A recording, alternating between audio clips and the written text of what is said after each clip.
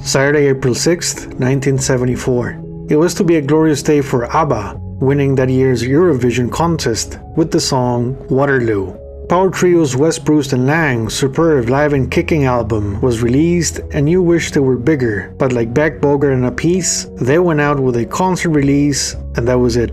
April 6th had many shows across the United States. Like Three Dog Night at Vancouver's Pacific Coliseum, Genesis took their Selling England by the Pound vibes to Toledo, Ohio. Soul Train aired Season 3, Episode 26 with Al Green and the Impressions. Joni Mitchell played the Omni Atlanta. Mike Bloomfield did a lengthy set at Miami's Olympia Theater. Jefferson Starship performed at Capitol Theater in Jersey. Electric Light Orchestra showed up at the Westbury Music Fair next to Renaissance. And the Kinks took on New York City's Felt Forum. But the big music news was, of course, California Jam 1974, whose logo featured a guitar-shaped race car. If you ask me, I'd say it had aerodynamic and steering issues. I can't imagine driving that thing.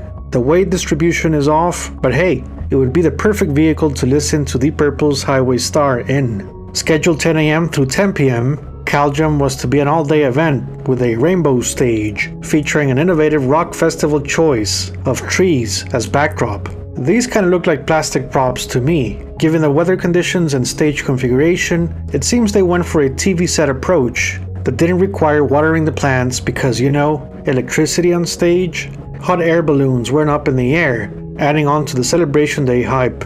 Helicopters were used to transport most of the artists staying at the nearby Holiday Inn, which sources state is the place where the current Ontario Airport Inn resides, also known as the Poltergeist Hotel, used for several movie shots. It's the kind of hotel you'd expect to find on an episode of Unsolved Mysteries, hosted by Robert Stack.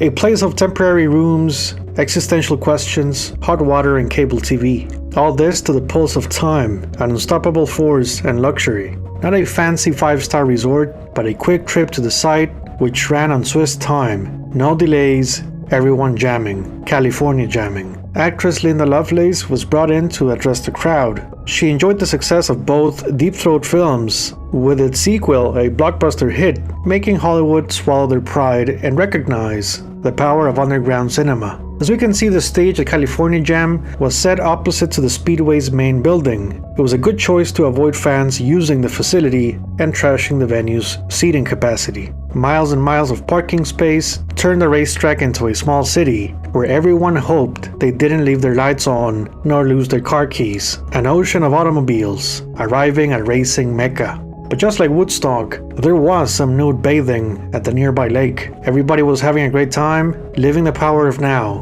in 1974. Away from everyday stress, dreaming a life of possibilities and the sounds of precious rock and roll.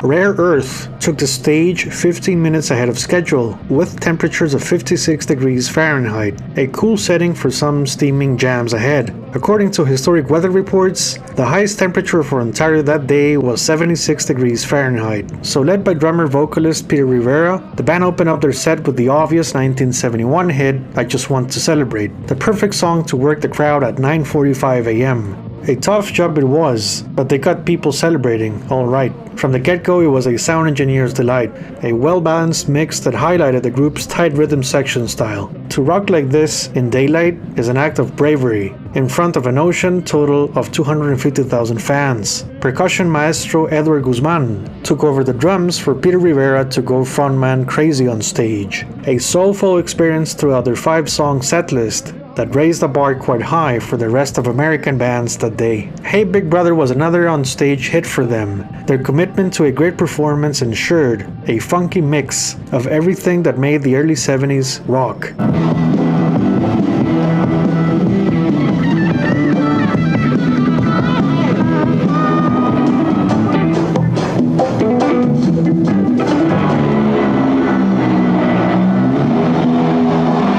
Earth, Wind & Fire was next. They began their set with an up-tempo version of Come On Children off their 1971 debut. Fast interplay between all band members turned the Ontario Speedway into a huge dance floor. Johnny Graham's hot guitar solo fed from the group's chemistry, built around having a great time. Prime entertainment, but you wonder how Johnny managed to wear that outfit under the heavy California sun. Maurice White made sure everybody moved to the power of music, no fan left behind. This was their moment, and they made the most out of it. Guitarist Al McKay launched into the next number, 1973's hit single, Keep Your Head to the Sky. Slick sounds and a necessary mid-tempo piece after their electrifying opener. A groove masterclass led by the mighty high-range vocals of none other than Philip Bailey. Third number was the legend himself, Verdine White's killer bass solo, showcasing the rich textures of funk. Next they went into a silent choreography and true star power. Time Is on Your Side off Last Days was next, keeping things flowing in master musicianship. Funny to think this very same sound would be made popular by Average White Band in 1975 with Pick Up the Pieces. A fabulous performance, they owned the stage in vocals, rhythm, and feel.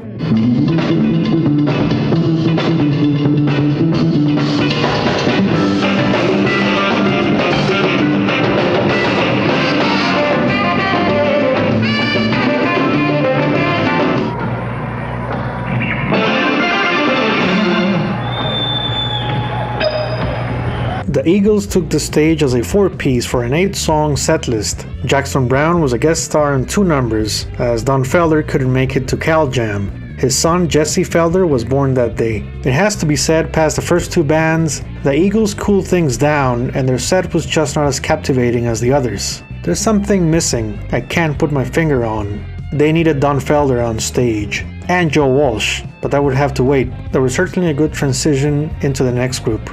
Seals and Crofts took the stage at 1:30 p.m. with a beautiful introduction via 1974's Windflowers, followed by their inescapable Diamond Girl hit. The backdrop rainbow fit the artwork for their latest album. Besides the duet's powers, their band was comprised of many names, including Mike Porcaro on bass. Yes, Mike Porcaro from the Toto family. This band would pretty much record Seals and Crofts' 1975 album, I'll Play For You. Now, contrary to the audience expectations, they did not play Summer Breeze that day. A soft rock treat for the senses, and for some, it provided audiences a chance to relax their ears before a return to heavy rock and roll. I recommend you watch their entire set filled with elegant highlights in full 70s style, including a mime. They picked up steam at the end with the fast country styles of Fiddles of Thunder. Black Oak, Arkansas was next, waking everyone back from mellow soft rock vibes. Jim Dandy played his signature washboard bit at the start of When Electricity Came to Arkansas. Then they went into a familiar Woodstock chant we can hear in the 1970 movie, backed by the powerful bass drum work of Tommy Aldridge. The band jumped into a series of transitions that cemented their legacy as one of the premier southern rock bands. They were not upstaged that day, and hit single Jim Dandy included a guest spot by Ruby Starr. She released her debut as Ruby Jones back in 1971. Jim Dandy discovered her and asked her to occasionally join his band. The definition of having fun on stage. It was all good humor and a perfect vehicle to bring back the festival to a celebration day, with heavy riffs, harmonized guitars, and attitude.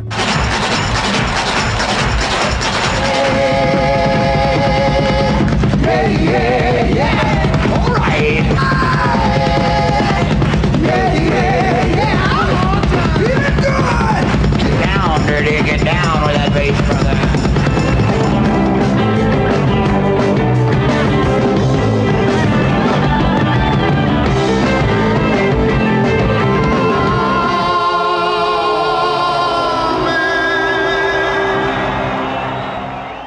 And then at 4:15 p.m., Black Sabbath took the stage for a 15-song setlist featuring selected cuts from pretty much all their albums, except their debut. 3 mandatory songs from Paranoid, tracks from Master of Reality, Crunch Guitar Masterclass from Volume 4, and as expected, new numbers from the new album. Additional passages were played in the way of jams, Bill Ward's drum solo, and Tony Iommi's guitar solo. Their set has long circulated as a bootleg, which I recommend checking out. It's an incredible performance. Now, only 4 cuts were captured by ABC's camera crew. These were Killing Yourself to Live, War Pigs, Children of the Grave, and Paranoid. Before we go into these, let me just say Sabbath was the silent winner of the festival because they had the perfect pre-show setting.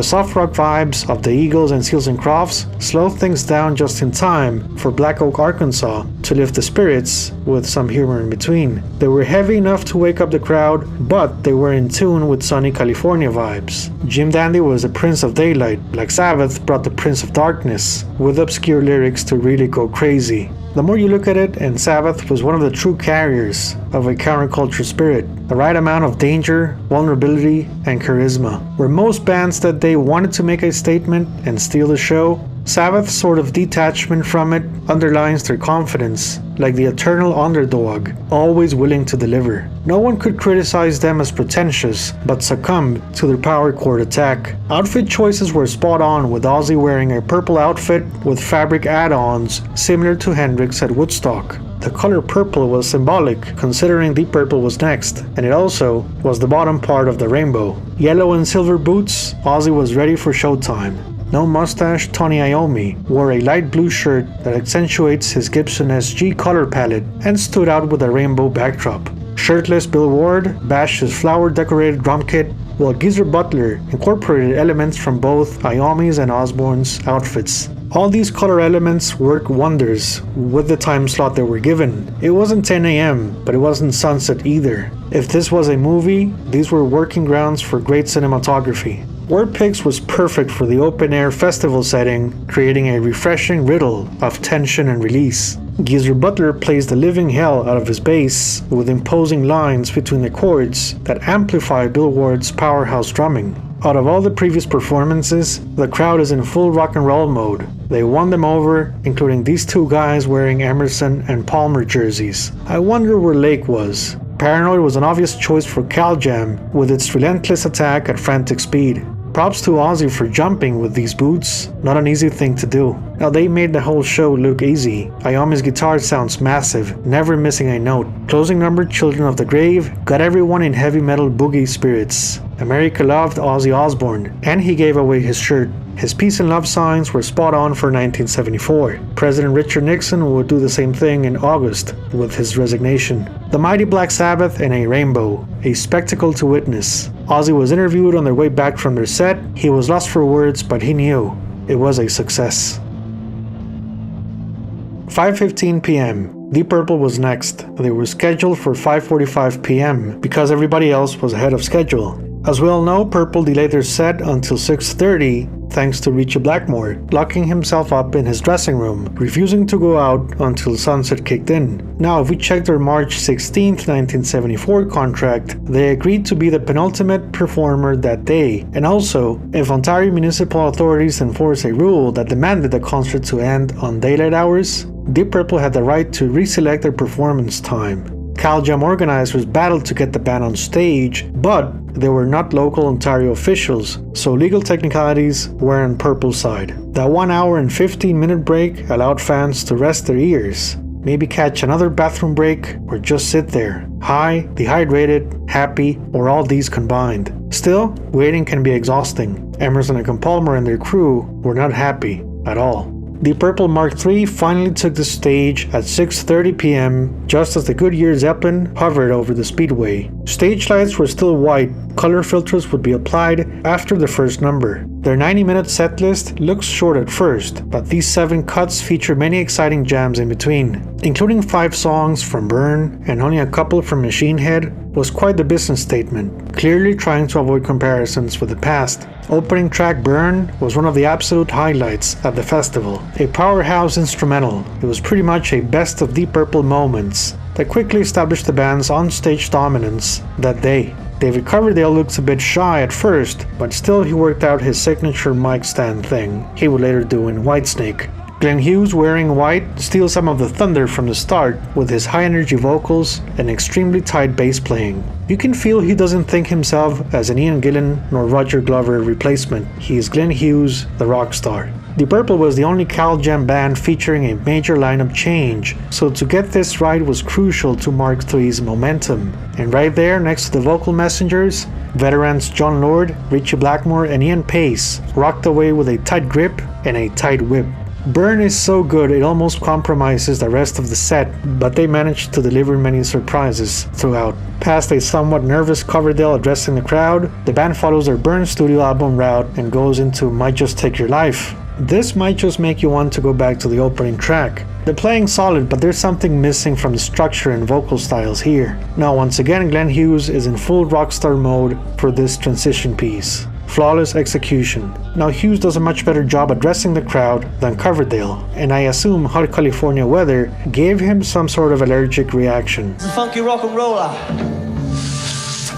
Lay Down, Stay Down is closer to the classic Purple sound, delivering high impact punches one after another. Camera work pretty much focused on Coverdale and Hughes until Ritchie storms out with a frantic guitar solo with killer dive bomb effects. Fourth song brings back the show up there to the spirit of Burn. Ritchie's opening notes on Mistreated fire up the crowd. His aggressive string attack underlines the song's classic anthem status. The Flying Zeppelin watches from the skies. This is a show-stealing song. Coverdale's vocals shine here, and you can tell it's one of the tracks they were dying to play at California Jam. Ritchie's guitar buildup is a masterclass of control, acting as the absolute bandleader for the Mark III lineup. It's also revealing into future Whitesnake trails for David Coverdale as the song concludes. It's a passionate ballad in the Purple tradition, foretelling of future fracas within. We get more strange Hughes and Coverdale on-stage banner, while Blackmore tunes his guitar to a G major keyboard chord. Finally, Jon Lord takes the mic to introduce their singers, and Smoke on the Water coming up next. Fun fact, he's wearing a similar outfit to their 1973 ABC in concert show. The musicianship is there, but you can help to miss Ian Gillan's voice here. Overly enthusiastic singing just doesn't work on a Machine Head classic, and it signals into music direction differences later that year. Glenn Hughes performs a vocal impromptu right at the end that showcases his expressive range. Talk about confidence while the rest of the band just waits. Coverdale follows with some pre-Whitesnake call and response screams. The crowd loves it. Where's the sunset? Now the singers keep asking where's the sunset, only adding fuel to Blackmore's displeasement with the time slot they had to go on. You can tell something's gonna go down. Another cut from Burn, You Fool No One, is next, with a virtuoso keyboard opening by Jon Lord featuring bits from Lazy and other experimental sounds. They cue into the opening notes reminiscent of Led Zeppelin's Immigrant Song. A faster take on the studio version, it's a California Jam highlight with Ian Pace's massive drums and cowbell. He had a fever and the only prescription was more cowbell. That's one tight rock jam with Maestro Ritchie Blackmore delivering a classic Stratocaster run filled with magician spells, letting out his emotions, taking it on the guitar viciously. He plays a show-stopping combination, high-energy shredding, and then a delicate blues poem. Now onto the final song of the evening, a 25-minute take on Space Trucking. Everything runs smooth, shifting gears with Blackmore's tasteful blues runs and Glenn Hughes' funk rock adventures. Jon Lord takes on the synthesizer dimensions, which are quite prominent in the sound mix. He goes Keith Emerson before ELP, and you can hear the audience cheer to the mighty keyboard crescendo as they lead into the rondo section. Funny cause ELP also did a rondo, so. Then Ritchie Blackmore plans his next move. A dramatic build-up follows. Ritchie begins the Stratocaster ritual, abusing his guitar and then holding it by the cable jack, only to lose it off the stage. He gets another guitar and the cameraman will be the next victim. Blackmore hits the camera 5 times and ABC will make him pay for it. He keeps crushing the guitar body to the ground until he throws it at hungry California Jam fans. That's quite the valuable piece of rock and roll history. He grabs yet another guitar and you can see him signaling his roadie to go for it, this man activating the explosion surprise. A Marshall amp was worked out with a bit too much gasoline. The thing went off dangerously close to Blackmore, drummer Ian Pace, Purple's roadies, and all the flammable stage elements like the fake plants and imposing rainbow. Just imagine if the rainbow caught fire, festival's over. They were lucky no one got hurt. The crowd at this point can almost faint from excitement. Ritchie goes for one last bit of fretboard footwork before throwing both a guitar cabinet and Marshall head off stage. Oh no, wait, one more cabinet down the ground, and this thing too. Ritchie checks his amps and tape machine delay. He's had enough. He tries to play something but his guitar is way out of tune. Space Trucking is over. Blackmore tries to keep going but there's nothing more to do but take a bow and leave. They got into a helicopter and left just in time to avoid legal troubles over broken cameras and such. There was still one more band to go. Emerson, Lake and Palmer took the stage at 8:30 p.m. and spirits were not high because of Deep Purple's delay and on-stage fire, raising the shock value stakes for the festival's co-headliner, who had their own separate stage and mixing board. ELP were not intimidated by Deep Purple, but the crowd could be tired by now, and their music could probably be too refined for a previous dose of heavy metal guitar stuff. Setlist-wise, they played a similar selection to what they did at Anaheim's Convention Center for their Welcome Back My Friends album. Although their 90-minute Cal Jam set was not recorded in full, it is safe to think they played Tarkus, that complete Carnival suite, and excerpts from Pictures at Exhibition. The last official release came out in 2012 with 8 cuts from the show. The first thing we see on the video is a hot air balloon with fireworks. That just speaks safety first, right? Then they cut to Carl Palmer's percussion segment on Toccata. With great lighting and detail, we are then joined by a white suit Greg Lake, which I can help to think of Glenn Hughes, if Hughes was inspired by him for California Jam, who knows. Carl's steel kit drums shine as he activates the electronic effects. Greg's acoustic set delivers both Still You Turn Me On and Lucky Man, all this with the ability of chewing gum while singing. ELP seemed to summarize that day's musical offering: heavy rhythms, complex lines, acoustic stuff, and experimentation. Their set was not underwhelming by any means. I personally love it, but when you watch all California Jam performances in order, ELP's performance feels strange. They were the tightest unit and the best musicians on site, but there's something going on with their stage mood. I just think they deserved a much more time slot respecting band before. It kind of feels like Jimi Hendrix Monday morning at Woodstock, you know? But again, it's musicianship of the highest caliber. It's ELP. This was not like the Marisol Festival Puerto Rico set, where you can feel a much different vibe going on. But anyway, Carnival 9 First Impression Part 2 delivers, and Carl Palmer makes sure his drum solo speaks for itself. A showcase of British engineering, British steel, and British technique. For us ELP fans, this footage is of course a treasure to see what the brain salad surgery era looked like. Underrated and sometimes hated by prog fans, Carnival 9 Third Impression was quite the conceptual piece for such a massive festival. ELP didn't set their amps on fire, but they had some other bits in stored. That computer segment and Keith Emerson's show stealing spinning piano. And here's a shocking revelation for many and confirmation for the ones who know. The sounds we hear come from Rachmaninoff's Prelude in C# minor. But Keith is not actually playing this, but moving to a pre-recorded track. Why? 2 simple reasons. First, a spinning piano means the instrument's hammers can't defy gravity, thus they couldn't possibly work. Second, a spinning piano would be a nightmare for the sound crew, as there's no way 70s microphone techniques could capture it. Still, props to the greatest keyboard player and entertainer progressive rock has ever seen. Keith Emerson put on a hell of a performance. The spinning madness was forever ingrained on California Jam's eyes that night. ELP jumped into a closing section of Pictures at Exhibition, with Greg Lake changing clothes for a white and blue suit. A great performance that cemented their name as one of the hottest live bands of 1973 and 1974.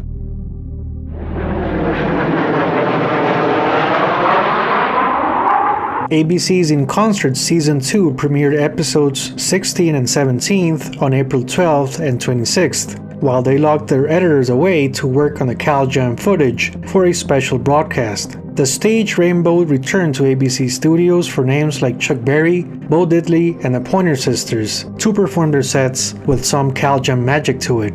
Newspaper advertisements ran, building hype around the much-anticipated Ontario Speedway footage via 4 very special ABC In Concert episodes. An all-band summary on May 10th with 1 track per group, a Deep Purple Black Sabbath Rare Earth on May 24th, with Purple getting most of the airtime. A Strange Pairing, Emerson, Lake and Palmer, and Black Oak, Arkansas on June 7th, with ELP at 5 numbers, and an American band episode, Eagles, Earth, Wind & Fire, and Seals and Crofts on June 21st, with a much more balanced track offering. For the 200,000 fans at Cal Jam, it was a chance to relive the experience, but it was for millions who couldn't make it, a major television event. Like Woodstock in theaters back in 1970, ABC's In Concert was an on-stage and beyond perspective into one of the greatest concerts of the decade. Interviews, behind-the-scenes footage, and special bonus shots turned this into Woodstock 2.0. Great coverage and not a single second of film wasted on amateur shots. Rare Earth did 21 more concerts that year, including Florida's Springtime Rock Jubilee, plus some headliner gigs with special guest Aerosmith, but it was all wishful thinking. Why? So 2 months after their ABC Cal Jam episode, just when a band has to stick together and keep a stable lineup, the opposite thing happened. Although the reasons are unclear and many sides have blamed each other over the years, the fact was lead singer-drummer Peter Rivera and bassist Mike Orso were no longer a part of the organization and went on to form the Hub Band with producer Tom Baird, who was responsible for many Rare Earth records. Rare Earth is a tough name for me to pronounce. I'm aware I said something like Rare Earth on episode 1, so my bad. It's Rare Earth. The rare part kinda sets you up for failure when Earth comes along. Rare Earth is a great drunk driving test, trying to pronounce the name 10 times in a row. Great band, weird name. So the Hub Band released their debut via Capitol Records and only lasted for a couple of years. Rare Earth brought in replacements and finished off the rest of their 1974 commitments, including a gig with Rush. Their 8th studio album, Back to Earth, was released in 1975, reaching a Billboard peak position, number 59, just slightly better than their previous album, but it wasn't enough to keep record sales going. Oh yeah, they allegedly took former members to court over the band name and won. So Rare Earth became Feud Earth to this day. The band's Cal Jam performance hasn't been officially released, but it's available on bootlegs. Earth, Wind & Fire played 27 concerts all the way up through November, with their first compilation album, Another Time, released in September, just as they entered the studio for their big break 6th studio album. The band was back at ABC's In Concert in January 1975, Season 3, Episode 9. That's the Way would be released in March 1975, and it changed their luck forever, peaking at number 1 for both the album and hit single, Shining Star. The band's Cal Jam performance hasn't been officially released, and you can get it via bootlegs. Although not the flashiest Cal Jam performance, it was great publicity. The Eagles did big business after April 6th, playing 63 shows, including 2 festival appearances, Don Kirshner's rock concert in July, ABC's In Concert 2nd Anniversary special in November, and a live Beacon Theater set which was officially released in 2016. The Eagles' 4th studio album, One of These Nights, peaked at number 1 in July 1975 thanks to the success of their hit single. The band's Cal Jam performance is only available as a bootleg. Seals and Crofts kept their US tour going with 55 more shows all the way through November, including 2 festival appearances and a spot on ABC's In Concert 2nd Anniversary special. Their long Cal Jam set paid off. Warner Brothers decided to reissue their first 2 albums as Seals and Crofts 1 and 2. A slight cash grab, but we know how record labels think. March 1975 saw the release of their 7th studio album, I'll Play For You. The single was successful, but the album took a slight dip in the charts. They made up for it with Greatest Hits released in November 1975. It would be the last time the duet would crack Billboard's top 20 charts. Their California Jam 1974 set can be found as a streaming-only release via Spotify by the name of Ontario Motor Speedway, California, April 74. The sound mix is terrific, it's worth checking out. Black Oak, Arkansas was one of the winners of the festival, in 1974 at least. They played 4 more US shows in April before embarking on a 14-show UK tour, opening for fellow Cal Jam participants, Black Sabbath. It was a joint venture that made sense, given both bands' nature and style, heavy rhythms and riffs with highly charismatic singers. Then they were back in the States for 13 concerts July through August, just in time for the band's 5th studio album, Street Party, scoring the same chart success as their previous effort. But although the album sales game was elusive, their live performances kept on grooving and rocking. They were moving away from the opening band thing into a bigger name on the bill. It was just natural they landed a spot at yet another speedway, this time Charlotte, for the August Jam, next to other Cal Jam artists, the Eagles and ELP. Living up to the hype is how they rolled, and their onstage antiques made 1974 a celebration of attitude, delivery, and Jim Dandy style. The band was back for another European tour, 6 states in England and Germany, including the Great Music Circus Festival, next to a star-studded cast. October through November saw them return to the States yet again for 13 concerts, further pushing their brand as one of the top live bands in the country. Unfortunately, 1975's Ain't Life Grand was not a grand success, peaking at number 145 on the Billboard chart. Their concert numbers saw gradual reductions for the remainder of the decade. Portions of their Cal Jam show exist as bootlegs. Black Sabbath's Cal Jam performance was a source of great disappointment with their manager Patrick Meehan. According to a Louder Sound article, Ozzy Osbourne told a 1994 publication that the band was allegedly forced to do the show. Then their manager gave them each $1,000 and put them back on a plane, economy class. The article claims the manager allegedly kept the rest of the money. ABC paid them well, and this marked the beginning of a long 2-year litigation battle after the band changed managers. So like I mentioned before, Black Sabbath went on a concert partnership with Black Oak, Arkansas for the UK tour of Spring. By August 1974, Sabbath Bloody Sabbath left the charts to some record label concern despite its initial success. It took them 24 years to replicate those Billboard numbers. There were no concerts scheduled for July, August, September, nor October 1974. The band then headed out to Australia in November to play a market they hadn't been since January 1973. 8 shows were performed across Sydney, Brisbane, Melbourne, and Adelaide. They would take a break from touring and went back into the studio until February 1975 to record one of my personal favorite Sabbath albums, Sabotage. Ozzy decided to unleash his frustrations with the music business and the Cal Jam incident on the last track by the name of The Rid. Unlike Black Sabbath, Deep Purple's post-Cal Jam story was a 61-concert successful continuation of their Ontario Speedway show-stealing energy. They issued an April 7th apology letter to ABC Entertainment. They said, quote, "We will of course be only too happy to pay for the reasonable cost of whatever repairs are necessary." The broken camera was set at $10,000. That same day, Purple played a show at Arizona's Big Surf Water Park, followed by an April 9th show at the San Diego Sports Arena. What followed was a crucial step for Ritchie Blackmore's future. A 28-date European tour was booked April through June 1974. Main opener for this series was American band Elf, featuring the great Ronnie James Dio. Although it wasn't the first time Elf joined forces with Purple, that tracing back as far as 1972, this tour had much more momentum. Blackmore wrote down their names while having flashes of Cal Jam's Rainbow. Recording sessions for Deep Purple's 9th studio album took place August through September, just as the band played 4 huge shows in the United States, in places like the Miami Orange Bowl and Houston's Astrodome. Then they moved over to Europe for a brief series through Germany and Switzerland. Stormbringer was released on November 8, 1974, and with it came a 20-date North American tour playing all the main rock and roll arenas. For a moment, it seemed Purple was back for good. They were one of the hottest concert tickets in America. Although Stormbringer had almost the same chart performance as their 1968 debut and couldn't outsell Burn, it fueled Mark III's spirit beyond working as Soldiers of Fortune, but it was only a mirage. Ritchie Blackmore quit the band in April 1975. Purple's 70s business stats never recovered.